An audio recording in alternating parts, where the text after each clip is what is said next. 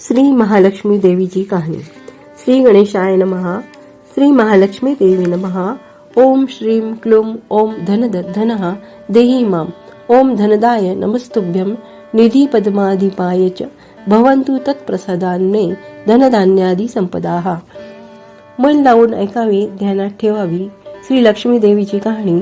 द्वापार युगाची अधिष्ठात्री, सौराष्ट्र देशाची मोहिनी श्री महालक्ष्मी देवी। आटपाट नगर होते। नगराचा एक राजा होता। त्याचे नाव होते भद्रशवा। तो दयाळूशूर व प्रजादक्ष होता। देवा ब्राह्मणांना, साधू संतांना सुखवीत होता, आनंद देत होता। राजाच्या राणीचं नाव सुरतचंद्रिका होतं। नाव चांगलं, पण स्वभावात अहंकार। मागी जन्मी ती एका वैश्याची पत्नी होती। तिचं नवऱ्याशी भांडण होई। भांडणातनं वैतागली, रागानं घराबाहेर पडली। चालत होती अनवाणी रानातून। तिथं तिला दिसल्या सुवासिनी। त्या करीत होत्या लक्ष्मीचं व्रत। ते तिनं पाहिलं, त्याच्याबरोबर तिनंही व्रत केलं। पुढे दुःख विसरली, दारिद्र्य गेलं, परिस्थिती सुधारली, देवीची भक्ती फळायला आली। कालांतराने ती मरण पावली। पुढे तिचा पुनर्जन्म झाला। स्त्रीचाच जन्म पुन्हा मिळाला, पण भाग्य उजळलं। भद्रश्रवा राजाची तिचा विवाह झाला। ऐश्वर्यात लोळू लागली। गर्वानं ती फुगली, गरिबांना विसरली, तोऱ्या ताठ्यानं फुगली, दासदासींवर रागवली। एकदा काय झालं, देवीच्याही मनात आलं, राणीला आपण भेटावं, मागच्या जन्मीची आठवण द्यावी, ओळखले की नाही ते बघावं। राणी राजवाड्यात सुखाने राहत होती। राजाही कौतुक करी, तिचे लाड पुरवी। त्या दोघांना पुढे 7 पुत्र आणि 1 कन्या झाली। कन्याचे नाव होतं शांबाला। एके दिवशी काय झालं, देवीनं म्हातारीचं रूप घेतलं, पाटकं वस्त्र नेसली, माथी मळवट फासला, हाती काठी घेतली, काठी टेकीत राणीला भेटायला आली। तिनं आरोळी दिली। अरे, आहे का घरात कुणी घास देईल का? दासी बाहेर आली। म्हातारी दारात दिसली। तिने विचारलं, कोण ग तू? आलीस कुठनं? काय काम काढलं आहे? तुझं नाव काय? गाव कोणतं? तुला हवंय काय? मधून खोकत हळू आवाजात म्हातारी सांगू लागली, माझं नाव कमला, द्वारकेहून आलंय ग, राणीला भेटायचंय। कुठं आहे ग राणी? दासी म्हणाली, राणीसाहेब महालात आहेत, सख्यांशी गप्पा मारतायत। त्यांना सांगितलं तर माझ्यावर रागवतील। तुला ग त्या कशा भेटणार? काय तुझा हा अवतार? तुला पाहून माझ्यावर ओरडतील, उनदुन बोलतील, त्यांच्या सख्याही तुला हसतील। तू जरा आडोशाला बैस, मैत्रिणी गेल्या म्हणजे मी सांगते त्यांना। म्हातारी रागवली, मनोमन संतापली। तुझी राणी पैशाला भाळली, माणुसकी विसरली, दरिद्री मेली। आज झाली राणी, पण देवीला विसरली। माझ्यामुळेच ना, मीच तिला व्रत सांगितलं देवीचं, तिनं ते केलं। आता राणी पदावर बसली, देवीची आठवणही राहिली नाही। गर्व झालाय संपत्तीचा, पैशाची धुंदी आली, गोरगरिबांची पर्वा नाही। थोरा मोठ्यांच्या मुली त्या झाल्या मैत्रिणी। म्हातारी गरीब आणि भिकारी, तिला कोण विचारतंय? पण त्याचं फळ तिला भोगावंच लागेल, तेव्हाच तिचे डोळे उघडतील। जाते मी। दासी घाबरली। तिनं म्हातारीला पाणी दिलं, हात जोडून म्हणाली, हे व्रत मला सांगाल? मी ते नेमानं करीन, उतणार नाही, मातणार नाही, घेतला वसा टाकणार नाही, दिलेला शब्द मोडणार नाही। त्या दासीला व्रताचा वसा सांगितला। म्हातारी उठली, काठी टेकीत निघाली। तोच माडीवरून राणीची कन्या शांबाला धावत आली। ती कळवळून म्हणाली, आजी, रागवू नका, चुकली माझी आई, तिच्या वतीनं मी क्षमा मागते, कृपा करा, दिलेला शाप मागे घ्या, पाया पडते तुमच्या।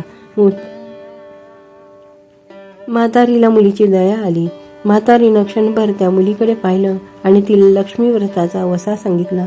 मुलीचा निरोप घेऊन म्हातारी निघणार, तोच राणी माडीवरून आली। दाराशी येते तर म्हातारी दिसली। राणी ओरडली, ए थेरडे, कशाला ग आलीस? जा इथून, उठ म्हणतेस ना, जातेस की नाही? दुसरं घर नाही की दिसलं तुला? म्हातारीने संतापाने घराघर डोळे फिरवले, कपाळावर आठ्या पसरल्या, ती तडक घराबाहेर पडली। दासीनं लक्ष्मी व्रत केलं, तिची स्थिती सुधारली। दासी पण गेलं, संसार सुखाचा झाला। पुढे मार्गशीर्ष महिना आला। पहिल्याच गुरुवारी शांबालेनं लक्ष्मी व्रतास सुरुवात केली। सगळे नेमधर्म पाळले। 4ही गुरुवार तिनं लक्ष्मी व्रत केलं। शेवटच्या गुरुवारी यथासांग उद्यापन झालं। सिद्धेश्वर राजाचा पुत्र मालाधर त्याच्याशी शांबालेचा विवाह झाला. राजवैभवातील शांबालेला राजवैभव मिळालं. हा होता लक्ष्मीव्रताचा प्रभाव. सुखा समाधान संसार चालू होता. भद्रश्रवा मात्र भाग्य फिरले. भद्रश्रवा व सुरतचंद्रिका राणीचे मात्र भाग्य फिरले. शत्रूने राज्यावर चाल केली. भद्रश्रवाचं राज्य लुबाडलं. सुरतचंद्रिकेचं राणीपद गेलं. भद्रश्रवाला वाईट वाटलं. पूर्वीचे दिवस आठवले. राणावन फिरून राजा राणी कष्टाने दिवस काढत होते. भद्रश्रवाला कन्येला भेटावंसं वाटलं. तो एकटाच निघाला. चालून चालून दमला. नदी काठावर विश्रांतीसाठी थांबला. नदीकडे येताना राणीच्या दासीने भद्रश्रवाला पाहिले. घाईघाईने ती राजवाड्यात गेली. राजाला सांगितलं. मालाधरानं माणसं पाठवली. आणायला रथ पाठवला. सासऱ्यांना घरी आणलं.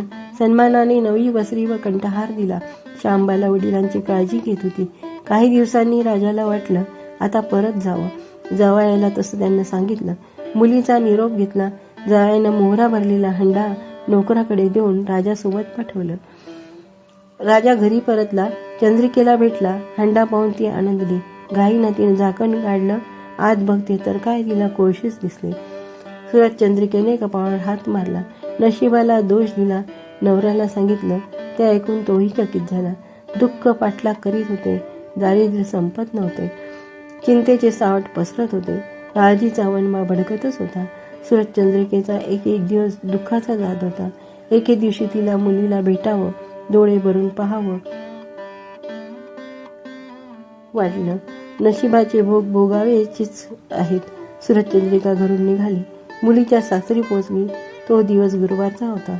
नदी तीरावर जरा वेळ बसली. दमली होती. त्याचवेळी एक दासी नदीवर आली. तिनं राणीच्या आईला ओळखलं. घाईनं ती महालात गेली. राणीला निरोप दिला. तुमची आई आली. नदी किनाऱ्यावर बसली. खूप दमलेली दिसली. तिला आणायला कुणीतरी पाठव. शांबालीने सारथ्यांबरोबर सोबत रथ नदीकडे पाठवला. आईला घेऊन यायला सांगितलं. आई रथात बसून महालात आली. आईला बघताच शांबालीने आनंदाने मिठी मारली. मुलीचं वैभव पाहून तिचं मन तृप्त झाले. तोंडून शब्द फुटेना. आईनं स्नान केलं. मुलीनं तिला पैठणी दिली. सोन्या मोत्याचे दागिने दिले. आईचे रूप अधिकच खुललं. दुपारची वेळ झाली. शांबालीने भक्तिभावाने लक्ष्मीची पूजा केली. आरती झाली. धूपदीपांचा वास दरवळला. शांबालीचा कडकडीत उपास होता. भोजनाची तयारी झाली. तिनं आईला जेवायला बोलवलं. सुरतचंद्रिका पाटावर येऊन बसली. पण ती एकदम शांत होती. तिला मागचा जन्म आठवला. लक्ष्मी देवीच्या कृपेने या जन्मी मी राणी झाली होती. ती म्हणाली, श्यामा, मी देखील तुझ्यासोबत उपवासच करेन. श्यामा म्हणाली, ठीक आहे. मार्गशीर्ष महिना होता.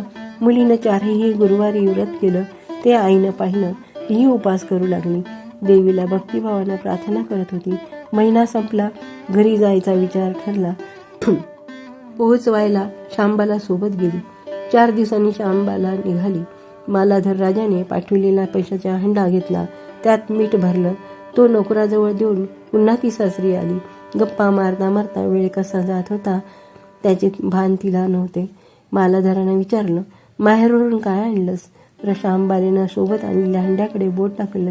मालाधरानं उत्सुकतेने झाकण उघडलं. त्यात त्याला काय दिसलं? मिठाचे खडे. अगं वेडे, मिठाचे खडे कशाला आणलेस? इथे मिळत नाही मीठ. मीठ मिळतं ना, पण हे मीठ माझ्या वडिलांच्या राज्यातलं आहे. वडिलांचं राज्य सौराष्ट्रात होतं. त्या शेजारच्या समुद्राचं आहे हे मीठ. समुद्रतीरावर दूरवर माझ्या वडिलांचं राज्य होतं. पण आज शांबालेच्या सांगण्यातली खोज राजानं फेरली. तो विचारात गुंतला. शांबाला म्हणाली, हे मीठ जीवनाचं अमृत आहे. अन्नाला चव येते ती मिठानंच. मीठ नसलेला पदार्थ अळणी. ज्याचं मीठ खावं त्याच्याशी इनामी असावं. त्याचे रक्षण करावं. कामात कसूर झाली तर प्रसंगी प्राणही द्यावे. मालाधर राजा निश्चयाने उठला. त्यानं आपले सेवक सासऱ्याकडे पाठविले. त्यांना बोलावून घेतलं. भद्रश्रवाला काय झालं कळलं नाही. ताबडतोब जवळकडे आला. दोघांची गुप्त बैठक झाली. विचार पक्का ठरला. भद्रश्रवाला अनुमती दिली. मालाधरानं मुख्य सेनापतीला तत्काळ भेटावयास बोलवलं. सेनापती आले. त्यांनी मालाधराला वंदन केलं. आज्ञा करावी महाराज. ते म्हणाले, भद्रश्रवाचं राज्य जिंकलेल्या शत्रूवर ताबडतोब स्वारी करा. प्रत्येक सैनिकाच्या हातावर हंड्यातल्या मिठाचा एक एक खडा ठेवा. शपथ घेऊन प्रत्येकाला झुंजायला सांगा. राजाची आज्ञा झाली तशी सेनापतीने व्यवस्था केली. दुसऱ्या दिवशी सोबत सेना घेऊन बेवसावत शत्रूवर चाल केली. शत्रूंच्या राज्यावर सारे सैनिक तुटून पडले. मालाधराचे सैन्य बेभान लढत होते. शत्रू सैनिक जमिनीवर कोसळत होते. सूर्य पश्चिमेकडे जात होता. अंधार हळूहळू पसरत होता. शेवटी मालाधराच्या सैन्यानं शत्रूचा फडशा पाडला. अपूर्व विजय मिळवला. भद्रश्रवाचं राज्य पुन्हा मिळवलं. मालाधराला व श्यामबालेला ही आनंदाची बातमी सेनापतीने ताबडतोब सैनिकांनी शत्रू राज्यातील खजिना लुटला. अफाट संपत्ती मिळाली. ती पोत्यात भरून मालाधराकडे आणली. त्यात सोन्याच्या मोहरा, बरीच नाणी होती आणि शस्त्रास्त्राचा साठाही होता. मालाधराने भद्रश्रवास सुरतचंद्रिका राणीस घेऊन यावयास सांगितले. ती आल्यावर घरात आनंदाचं उधाण आलं होतं. तो होता गुरुवार.